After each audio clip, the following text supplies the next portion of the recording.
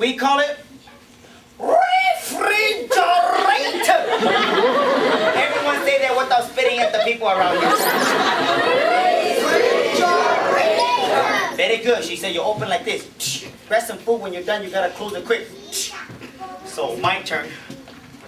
Open, close, open, close. We're having so much fun playing with all of the neat new things in an American house that we had never seen before. My brother and I, woo! We almost forgot too. We had to go. We had to go pee. Woo! She over here.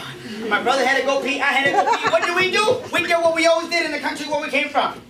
We just went outside, right? Don't ask me why, but I'll still tell you. Ever since we were little, Mom and Dad said, boys, if you have to pee, go outside and pee by the tree. Girls, they go into the woods. So we made a connection ever since we were this big. Pee by the tree is where you pee. We went outside, saw the first tree by our neighbor's yard, just about to go and pee by the tree. My sister saw what we were about to do. She said, no, you cannot be outside anymore. It's America.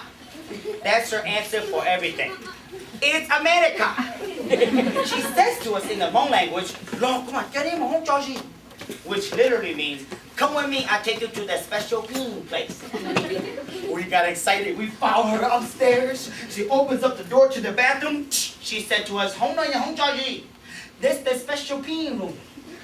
We look into the pain room. Where's the tree? Huh? She said, no, Cindy, you don't need tree to pee anymore. You pee it here. Folks, she pointed to the thing. In our country, we play outside barefoot all the time. Mom and Dad always said, wash your dirty feet before you go to bed. First time I saw the thing, you guys call it the toilet, I was thinking, wow, American people have a special machine made just for washing feet. Even you say, hey, if you stick your feet in the toilet. She said, no, that's where you pee. I said, are you sure? She said, yes. So we pee. My brother and I are very short at the time, so we had to tiptoe pee too. After we peed, we ran downstairs. She said, no, you cannot just pee and go, but you have to flush the toilet.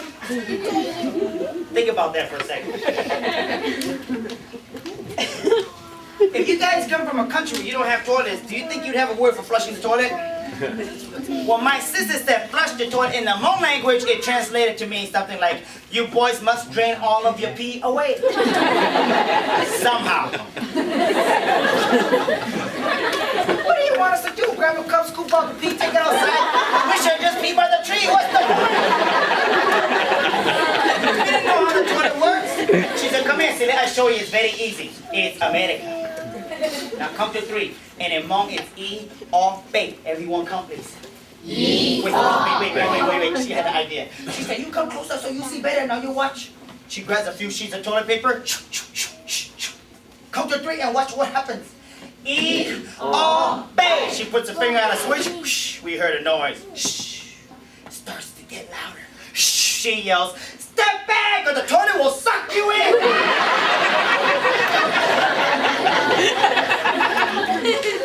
We heard a loud noise. My brother and I looked in the toilet. Everything disappeared into a little hole about this big. Ooh, yeah. She said, you be careful. Next time you pee, you stand too close, you flush toilet. They cool him to that day. I was this big, my brother was this big, we believed her. For 2 weeks we would go. We would use the bathroom after that. Saturday and June, Papa. E, O, B. Get it off the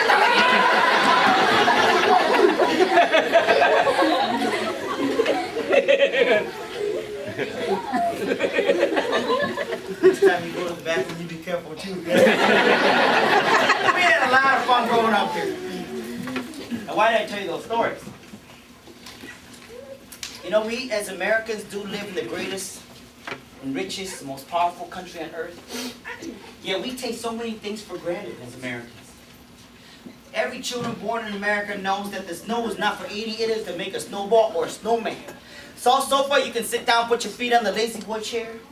If you are bored, you can push a button, watch your favorite program on TV. Kids can play video games and surf the internet. If you are hungry, you don't have to go hunt for your food and cook it around the fire every day. You can open up a refrigerator, grab something. If it's too cold, well, pop it in the microwave. 4 minutes and your food is warm, like it came out of a stove. We really do live in a lap of luxury. Yeah, we talk a lot of the things we don't have. I share those stories because I think, about the blonde hair and blue eyes, I think for us to celebrate our diversity, we need to learn to look at ourselves from someone else's perspective. I talk about the blonde hair, blue eyes because when we first came here, every kid in school called me the flat-nosed China boy because my nose was small as the most. However, for the Hmong, we first came here, Hmong people actually had a nickname we call Caucasian folks. We call you guys Gan Jun Day, the long-nosed people. Because to us, the most scariest feature on your face was your nose. In addition to having a long nose, your average American 6 foot, blonde hair, blue eyes. When you talk, you're very expressive and you look down at us because we don't grow very tall. We're looking at you. It's scary because your nostrils are flaring in our face. I'm afraid something might shoot out at me. I'm going to talk a little bit about school and then we'll go to some rap performances. How many guys, to the young folks in the room, how many guys take a bus to school?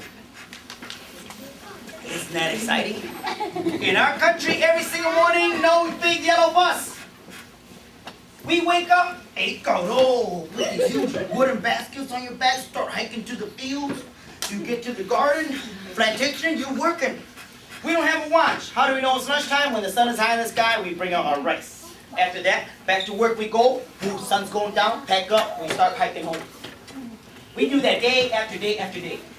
In America, everybody gets to go to school. My first day of school. I got dressed up, waited outside my mom, kind of excited, a little bit scared I waited. My mother waited with me. All of a sudden, this long, huge yellow bus pulled up to the curb. Good morning, come on in. My mother said, "Me too. Son, time to go to school." Mom, are you coming with me too? She said, I don't go, you have to go.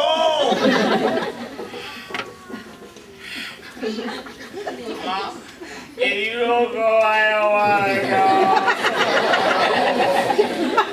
to go. My mother told me in secret that maybe went. She said, son, I tell you a secret.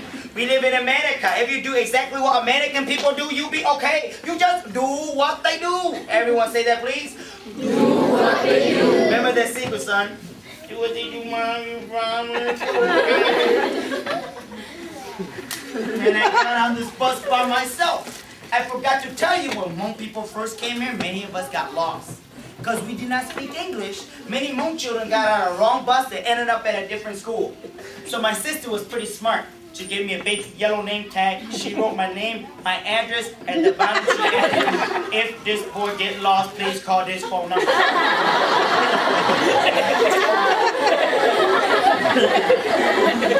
I want you to sit down. I remember the other kids looking at me like they never saw an Asian person before. I went and I found a seat.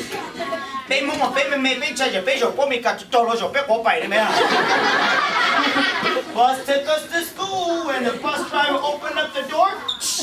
All of the American kids did this. They put their backpacks on, grabbed their little Flintstone lunch boxes. They started skipping to class like this. American kids love to skip. Oh, hi, Bobby. Hi, Mary. Hi, Mrs. Johnson. Most kids never skipped like that before.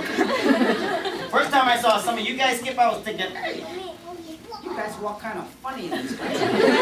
My mother says, if you don't want to get in trouble, you do what they do.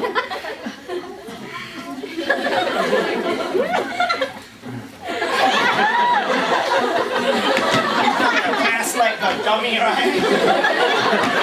Followed this kid, everyone went to sit down, and when I found a seat too. We heard a bell. Every student stood up, put their hands to their chest. I pledge allegiance to the flag. My mother just said, do what they do.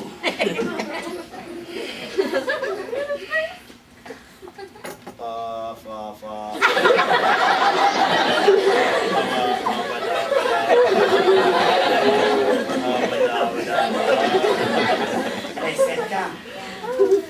Are there any teachers or faculty or staff here at Chico State in the room? Thank you for being here. That's you too, Dr. Portis. You can raise your hand. I think teachers are great. Had it not been for my cool teachers, I don't think I have the fun job that I have today. I have traveled to 44 states and given over 1,300 programs in the last 8 years as a professional speaker, entertainer. I've been very blessed. I started presenting for high schools and junior high and elementary, and now I do it for corporations as well too. So this is what I do full time. I'm sure you guys appreciate your teachers too. In a way, they've inspired me to be an educator. Let's give all of our teachers a big round of applause.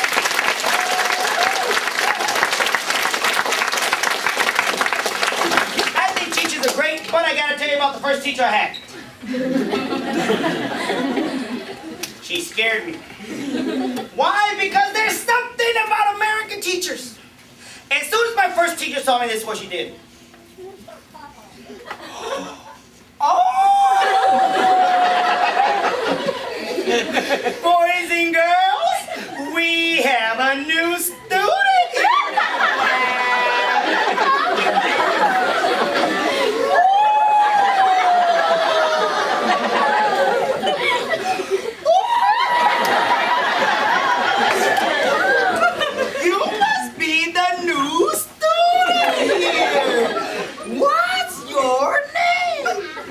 I did exactly what you did.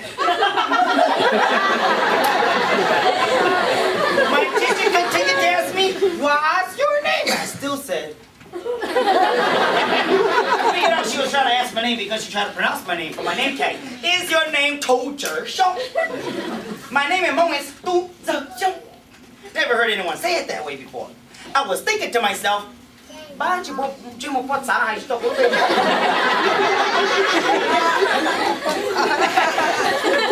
said, class, everyone say Tou Ger Xiong.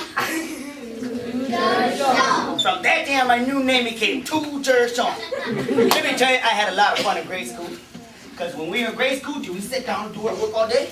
No. No. What do we have?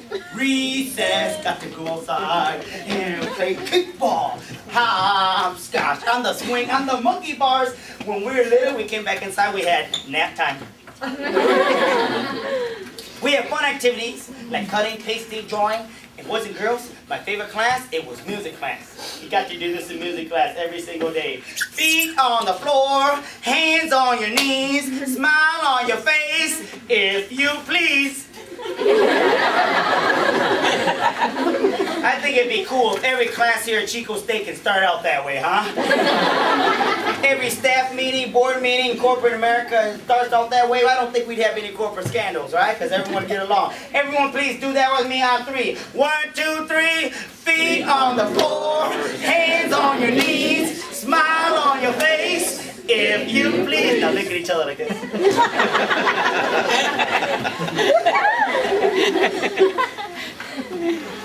We had a lot of fun. But I have to be honest with you folks. After a while, I did not like going to school anymore. Not because I didn't like to learn. I started to learn some things about myself. Every single morning, Mom and Dad got up at 5 or 6 o'clock every morning. They got up so early. I said, Dad, why do you get up so early? His answer is, son, it's great to be alive. Don't you know a lot of our friends died in the war? They never made it to America. All of our friends, we left everything behind in Laos. We went to war, we came halfway around the world so you can have an education. Now get up, don't be lazy. But Dad, the bus doesn't get here till 8:30. So what? Get up at 6. Yeah. And he woke us up, and my dad has some pretty strict rules. He'll give you a good spanking if you were not ready for school. Brush your teeth, wash that stuff out of your eyes, comb your hair, put your good clothes on. Did you check in the mirror? Did you check in the mirror? Did you check in the mirror? You check in the mirror. We had 10 kids in our house. We had 1 bathroom and 1 mirror. So he woke us up in sections. The older ones, the middle ones, and the little ones. I'm always at the end of the line, okay, Dad, I'm checking in the mirror, I'm checking in the mirror. I don't know about everyone in this room. But for me, I didn't like checking in the mirror. Because I did not like what I saw. When I look in the mirror, I started asking questions.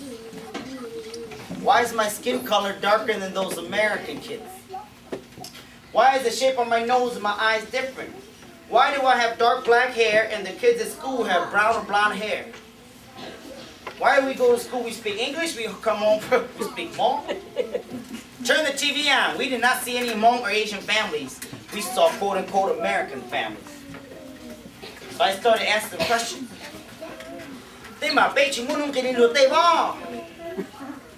Maybe we, the Hmong people, are not as cool as those American people.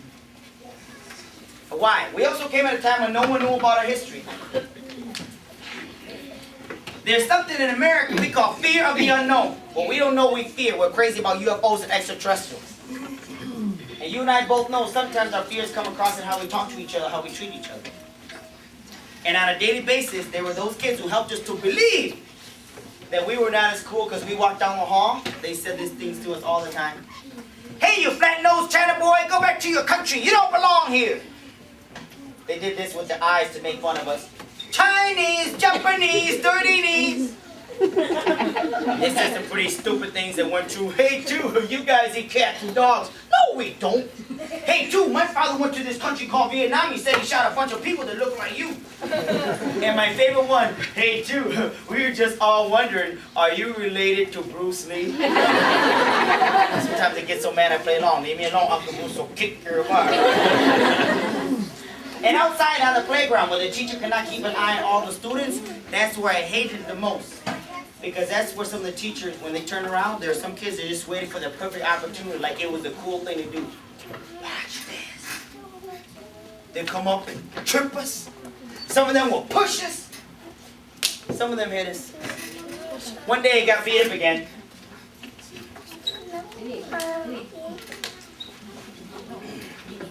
I was crying, the teacher said something like, young man, if you can't stop crying, we might have to send you home. So I cried louder. And they sent me home. I came home, I wanted to tell my mom something. When I got home, I said to her, Nia,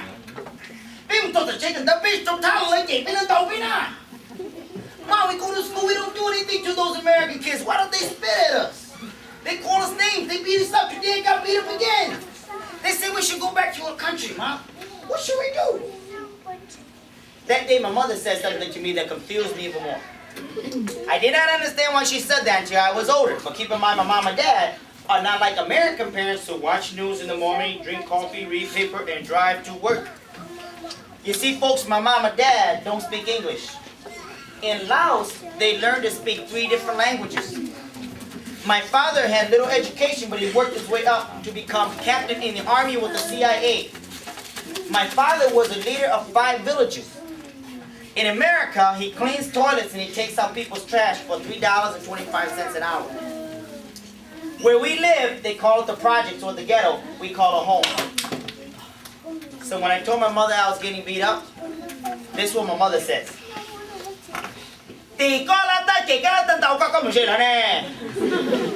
It's your fault those American kids are picking on you, son. Why? Because you're walking by them. She said, let me explain.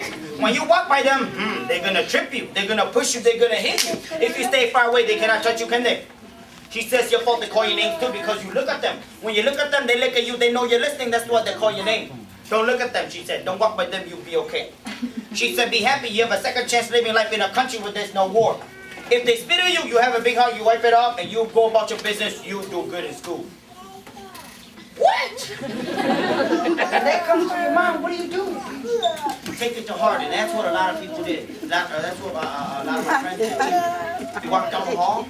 American kids walk by and step out of the window. If they look at us, hey, don't look at them. Look at the ground. Absolutely. And for a long time, I didn't like going to school because at school I didn't feel like I was an American. The other kid says, you're not an American because you don't have a cool name like Tom, Mary, Bobby, Sue, Mike, Joe, and Steve. And you know what I would try to do to fit in to be an American? I would try to speak perfect English so no one can detect my accent and ask me where I came from. Before and after school, my brother and I, we would go like this and pinch each other's nose and pull it out, you know. So kids can't call us fat nose. But there was a reality check, because at home my daddy always said, Check in the mirror. You cannot change the color of your skin, the shape of your nose, your eyes. I said, why, Dad? He said, that is how your Creator made you, son. So we go to school, we're never going to be American to some of those people. We came home, anyone in junior high in the room? Anyone in junior high school students here? We came home when I was in junior high, my mother said something to me that broke my heart. She said, you Hmong children in America, you're too American, you're not Hmong anymore. You don't know your culture. You don't know your language, you don't respect your elders, you are ashamed to your people. What? We go to school, we try to be American, we're not American. We come home, we're not Hmong. Where do we go? Well, I'm going to tell you something. I was pretty smart because I made a connection. I realized if I walk home by myself, sometimes I get beat up. But what happens if I walk home with 7 or 8 of my Hmong friends? We don't get beat up, do we? We start out nothing more than a bunch of nerdy ESL students, English as a second language students. We pull those green checker pants way high, we walk nerdy like this too.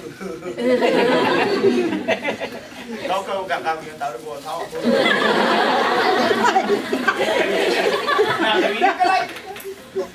Do we talk alike and walk alike? We sure do.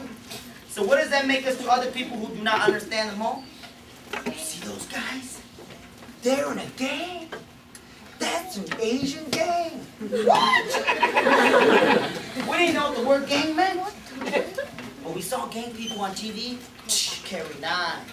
They wore baggy clothes. They talk back to the teacher. Gang people on TV get in fights. And gang people on TV sure didn't stand around nerdy like us.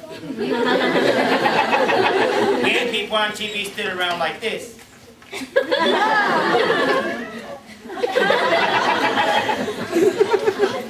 There's a little saying that says, be careful what you pretend to be.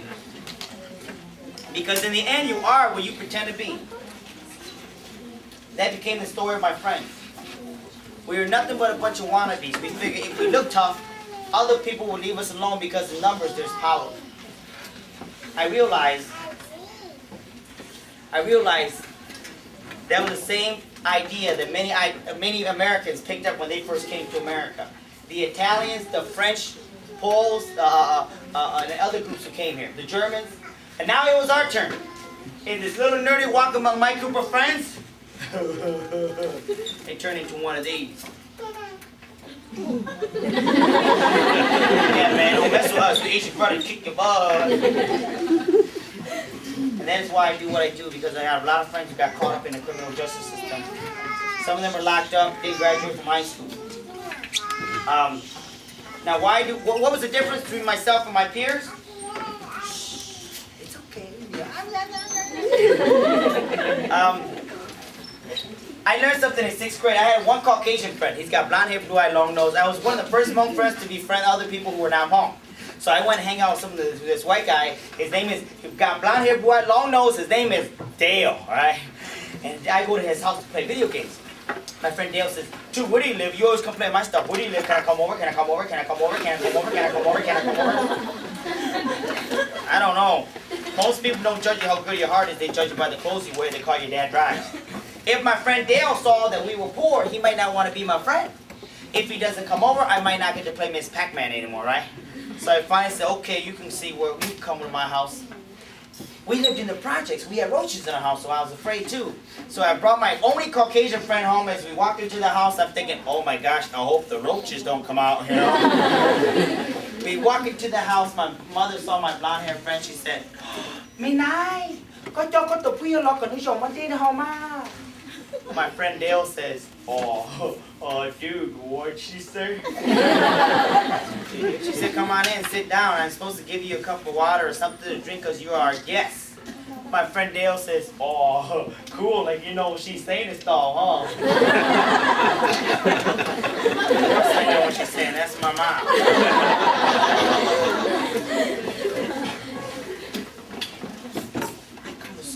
Open your books, page 5, read 10 pages. Done, teacher. I go home, my daddy said, coach, you're gonna... I know what he's saying. In school and gym class, I ran faster than all American kids. Who's the first president of the United States? George Washington. Who's the president with the tall black hair, long black beard? Abraham Lincoln. Who's the big fat farmer with the big fat blue eyes? I know, Mr. Paul Bunyan. I also know when I go home, I live in another world. I have to think in Hmong at home. I have to act Hmong. I have to speak Hmong. At night, I dream in Hmong, and I have to eat. I don't have to eat Hmong food. I don't have to eat Hmong people, but I have to eat Hmong food, huh? And you know what my little secret is? It's not that when I go to school, I'm not American. It's not that when I go home, I'm not Hmong. I have one foot in each culture. I live in two worlds. My cup is not half empty. It is half full. And I realized when we young people feel good about who we are, we will do good. And that was a huge attitude shift between myself and my peers. That really helped me to get through some of those high school years. Now, I don't want to brag, but hey, when we feel good, we will do good. I graduated, I started joining student council in high school. I played basketball and tennis, and I did theater and speech, and I graduated first in my class. I had a sister, a year older than me, she was also the valedictorian. And a sister 2 years younger than me, she was also the valedictorian. We gave the speeches at graduation. Teachers asked my mom and dad the same question at graduation. Mr. Xiong, Mrs. Xiong, what did you give your children that made them so smart? They don't speak English. They say, oh no, you do good job, teacher. Thank you very much. My dad and mom, they don't speak much English. But my dad does know how to say, 2 Big Mac. Because my dad loves Big Mac, right? But he doesn't speak English. So he always says, son, please take us to get Big Mac. Because he doesn't want to go to McDonald's by himself. He doesn't want to point his finger at pictures and order it because people might laugh at him. But he can drive. So we said, Dad, you and Mom can go by yourself. There's this thing called drive-thru, Dad. You don't have to look at anyone or talk to anyone.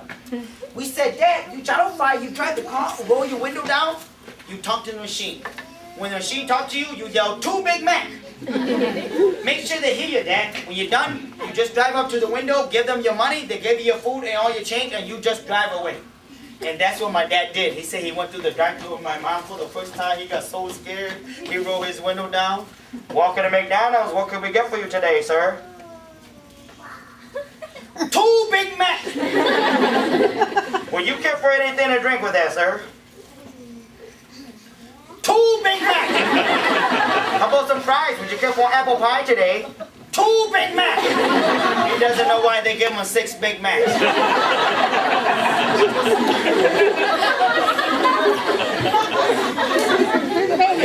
What, you did that too?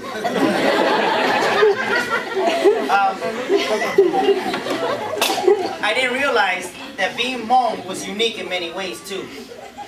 The reason why I was ashamed I was Hmong, we were labeled refugee, immigrants, and aliens. When I think of refugee and immigrant, I see people running away from war in dirty clothes. When I think about the word alien, I see the big-headed green guy with the 2 big eyes, right? I say, hey, that's not us. My father said, son, we Hmong people are warriors. We were hunters and soldiers and farmers. We were hired by the United States CIA as a secret weapon for 15 years in Southeast Asia. And he said, son, you know, when I was in my country, I was a proud man. I cut down tree and build a house, I cut down tree and build a house. I shoot squirrel, I don't need a license. I shoot deer, shoot elephant, I don't need a license. In America, there's too many laws I don't understand. He said, I drive car, they say I need a license. I go fishing, I need a license.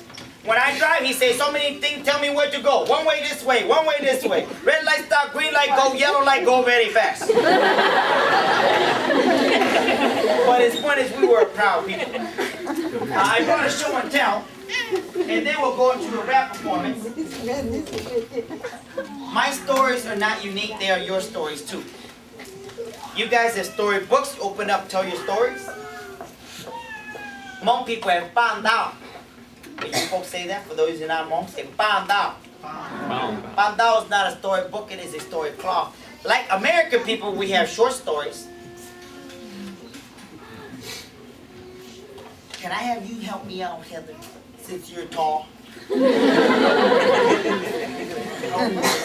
Like American folks, we have long stories just like this.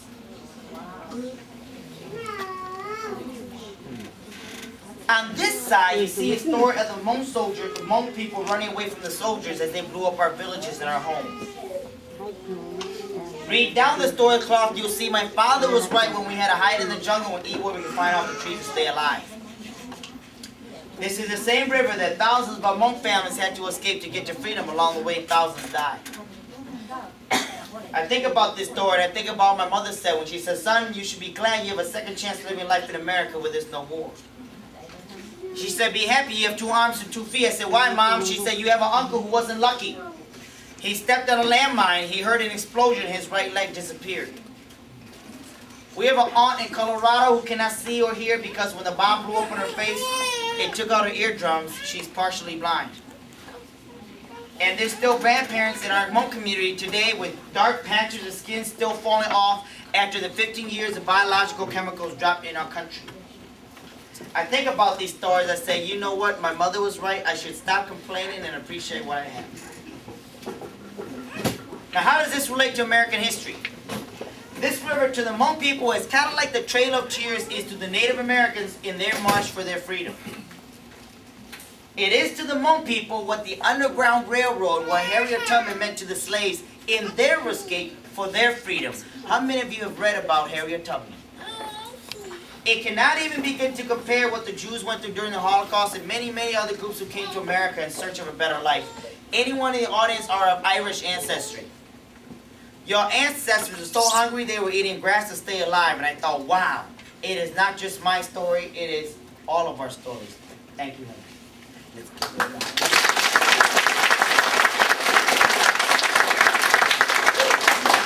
Now, I also reinforce some of my stories through rap. And before you folks go, I'm going to send you off with some rap songs.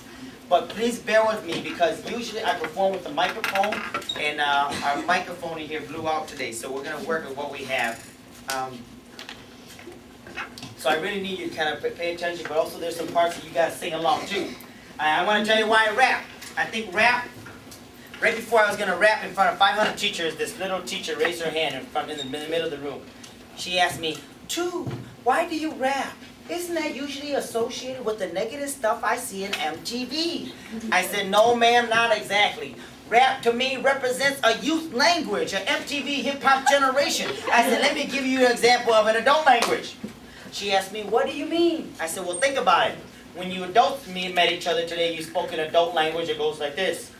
Hello there, here's a Bob. Nice to meet you, Bob. Where are you from? Oh, I'm the vice principal over there at North High School. Is it Tom? Nice to meet you, Tom. We got to get together sometime at network. Sure, let me give you my card. Let me give you my card. Have your people call my people and we'll do lunch. Okay. Oh, yeah. Young people I work with, they speak a youth language. They go like this. Yo, what's up, dog? They don't say my colleagues, my co-workers. They say my homies, my Jeep, and my crew. They don't say it's time to go. They say, yo, dog, we got the jet, bro. Why you be tripping? Ain't no thing but a chicken wing. Traditionally, Hmong girls are very shy. They cover their mouths. They go like this. Today, they don't do that anymore, do they, ladies? Today, they do this. You better recognize. Don't talk to me. Talk to the hand.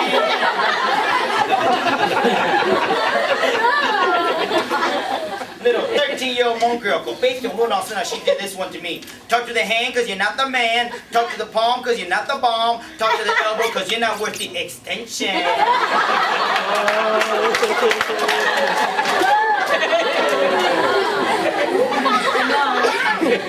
This Hmong mother said, I don't understand my son. I said, what's wrong with your son? I take him to the doctor. The doctor said his leg not broken, he's a healthy boy, but I don't understand why he walks like this all the time.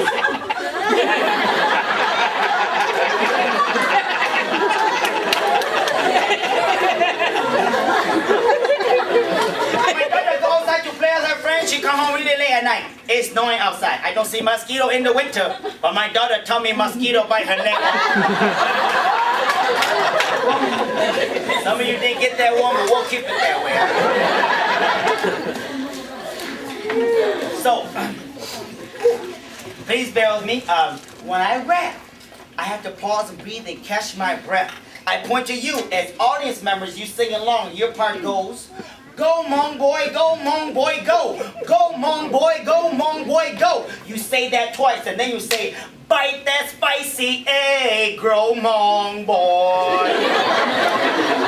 You know what egg rolls are, right? Yeah. That's my favorite food. This is my song. I'll put the two together. Someday you write your own songs. You can write anything. Has a pepperoni pizza. Live in la vida. So let's practice. Please repeat after me. Say, go Hmong boy, go Hmong boy, go. Go Hmong boy, go Hmong boy, go. Go Hmong boy, go Hmong boy, go. Go Hmong boy, go Hmong boy, go. Bite that spicy egg, grow Hmong boy. Everyone a little louder, please. Bite that spicy egg, grow Hmong boy. All right. We're gonna add a little bit of our energy in here. All the young folks in the crowd. If you are a student at Chico State, that's you too, and everyone younger. If you're still in high school, junior high, that's you. Please sit up straight in your seats. If you are still a student, please sit up straight in your seats. Hands down by your sides. Relax your shoulders. And you students, when you sing, you gotta do this. Go Hmong boy, go Hmong boy, go. Go Hmong boy, go Hmong boy, go. Bite that spicy egg. Go Hmong boy, good. Moms and dads and professors and faculty and staff, you cannot do that. Moms and dads and faculty and professors and staff, you have to do this. Go Hmong boy, go. Go Hmong boy, go Hmong boy, go. Bite that spicy egg.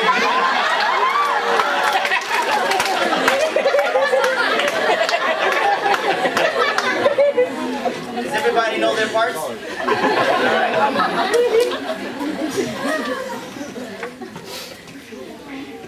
Maybe put my rapping hat on and we can get jiggy with it.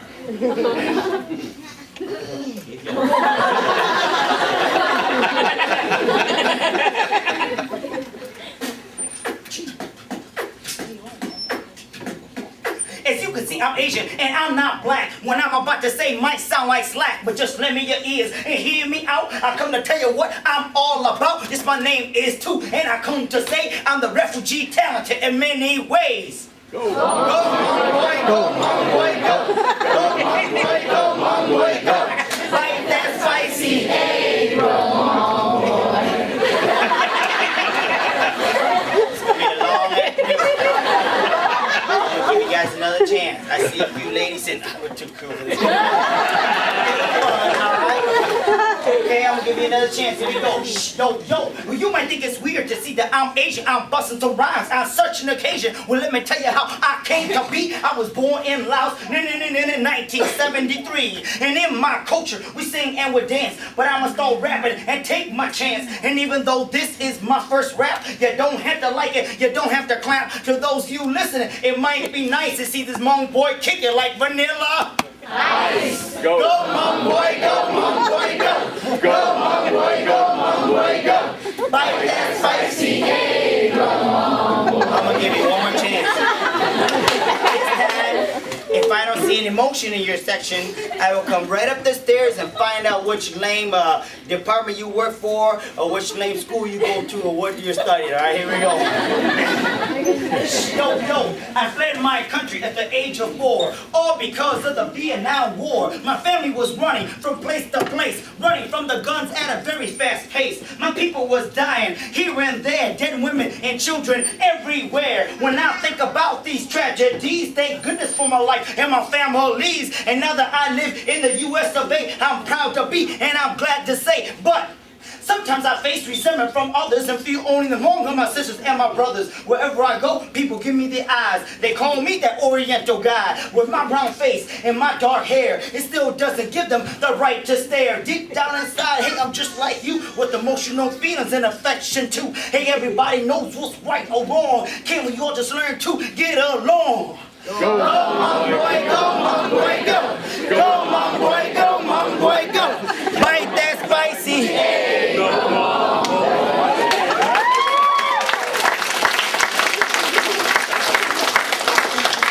Yo, I want to say thanks to those who accept me for who I am and not for who I should be. I want to say thanks for those beautiful smiles. Make it worth your time. I'll make it worth your while. Until then, peace and universal love soaring through the sky like a beautiful dove. Yo. Peace.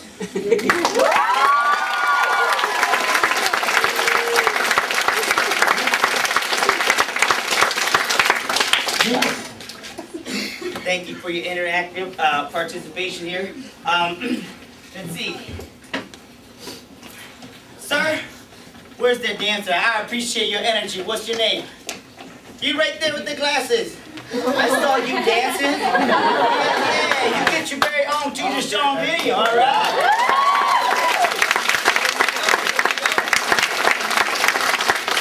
Now,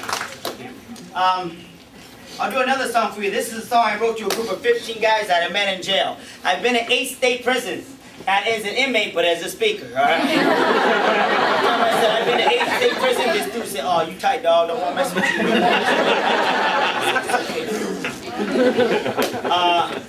And this is a rap song. I've always believed that it's never too late to turn your life around, because I saw a lot of my friends get involved in some very negative lifestyles. Some of them started doing drugs, dropping out of school. And I went to visit these 15 guys, and I learned something from them. I work a lot with at-risk young people. If you ask me, I don't like to use the word at-risk. I think a lot of adults are at-risk, myself too. What'd you say? I work with young people who don't have any role models in their lives. They come from poor backgrounds. They don't have a lot of resources in the community. But then, again, there's no excuse too, though. And a lot of young people I work with have very little or low self-esteem.